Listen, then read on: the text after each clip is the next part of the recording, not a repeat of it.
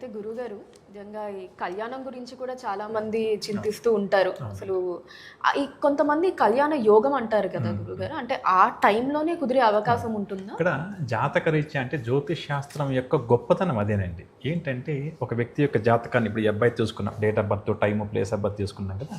ఇక్కడ కొన్ని సమయాలు అంటే దశ, అంతర్దశలు ప్లస్ గోచారం కలుపుకుంటామండి. కలుపుకున్నప్పుడు ఈ టైంలో పెళ్లికి అనుకూలంగా ఉంది, ఈ టైంలో వివాహం తర్వాత సంతానానికి అనుకూలంగా ఉంది, ఈ టైంలో ఉద్యోగానికి అనుకూలంగా ఉంది, ఇలా చెప్తుంటామండి. అదేవిధంగా కొంతమంది యొక్క వ్యక్తిగత జాతకంలో మ్యారిటల్ లైఫ్ బాగుండదండి. ఈ మధ్య చూడండి డైవర్స్ కేసు బాగా ఎక్కువైపోతున్నాయి కదా. అటువంటప్పుడు ఏంటంటే బ్యాడ్ టైంలో కానీ వారు వివాహం చేసుకున్నారు అని చెప్పి అనుకోండి, ఖచ్చితంగా కూడా అది నిలబడదండి.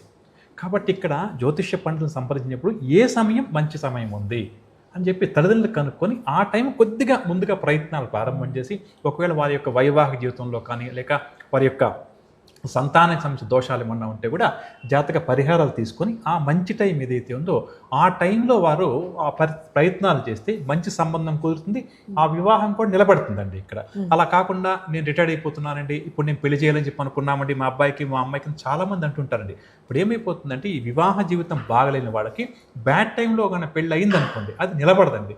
దీన్ని మనం ఖచ్చితంగా కూడా చూసుకోవాల్సి వస్తుంది.